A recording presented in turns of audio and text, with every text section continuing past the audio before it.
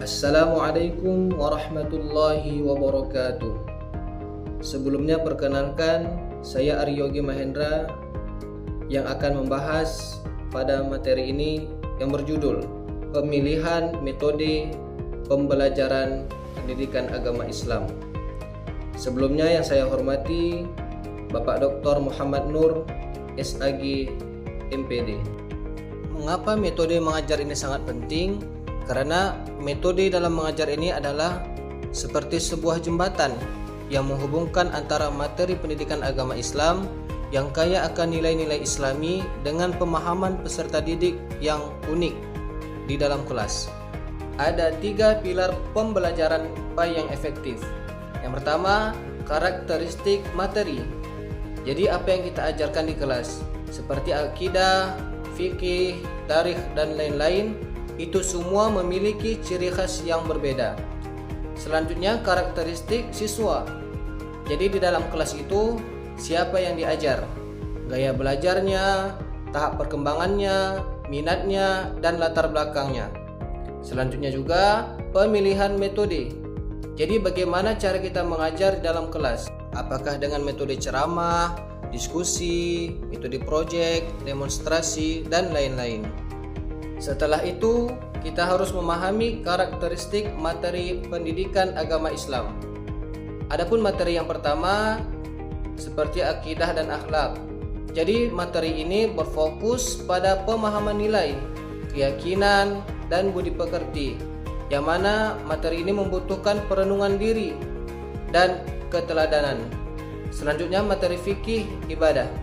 Materi ini bersifat prosedural dan teknis, yaitu tata cara, dengan cara membutuhkan praktik langsung dan demonstrasi yang jelas di hadapan para siswa. Kita sebagai calon guru harus mengenal karakteristik peserta didik kita, yang mana siswa itu bukanlah kertas kosong. Mereka membawa keunikan yang harus kita akomodasi. Yang pertama sekali ada tahap perkembangan. Jadi cara berpikir siswa SD itu konkret, berbeda dengan siswa SMP dan SMA, yang mana cara berpikir mereka abstrak. Selanjutnya gaya belajar. Apakah mereka tipe visual, auditori, ataupun kinestetik? Selanjutnya kecerdasan majemuk. Jadi setiap siswa itu memiliki potensi kecerdasan yang berbeda.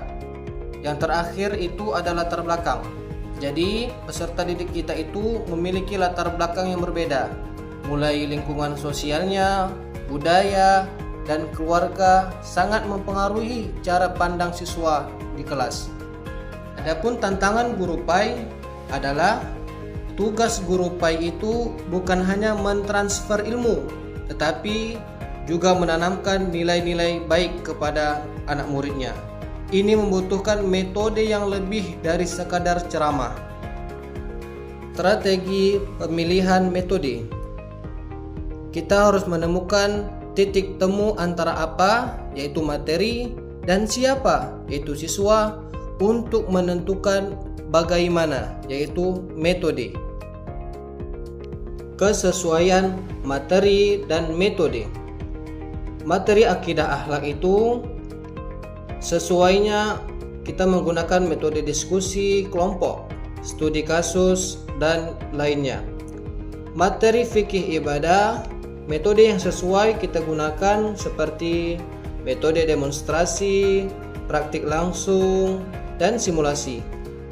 Materi tarikh atau sejarah-sejarah Islam, itu metode yang sangat sesuai kita gunakan adalah bercerita, project based learning, dan lainnya. Selanjutnya materi Al-Quran atau hafalan dan hadis. Kita dapat menggunakan metode drill atau latihan, setoran, dan metode talaki. Selanjutnya kesesuaian siswa dan metode. Jadi siswa yang tipenya visual, siswa ini belajar melalui penglihatan. Kita gunakan metode yang memanjakan mata mereka, seperti menggunakan peta konsep. Kita menampilkan infografis, misalnya rukun haji, rukun sholat, dan lain sebagainya. Dan kita juga bisa memutar video pembelajaran tersebut seperti kisah-kisah para nabi. Siswa dengan tipe kinestetik, yaitu siswa yang belajar melalui gerakan tubuh dan sentuhan fisik. Kita dapat mengajak mereka untuk melakukan praktik langsung, misalnya praktik wudhu dan sholat. Selanjutnya membuat proyek atau mading yang bertemakan Isra Mi'raj dan Maulid Nabi. Selanjutnya kita dapat membuat simulasi seperti manasik haji di lingkungan sekolah kita.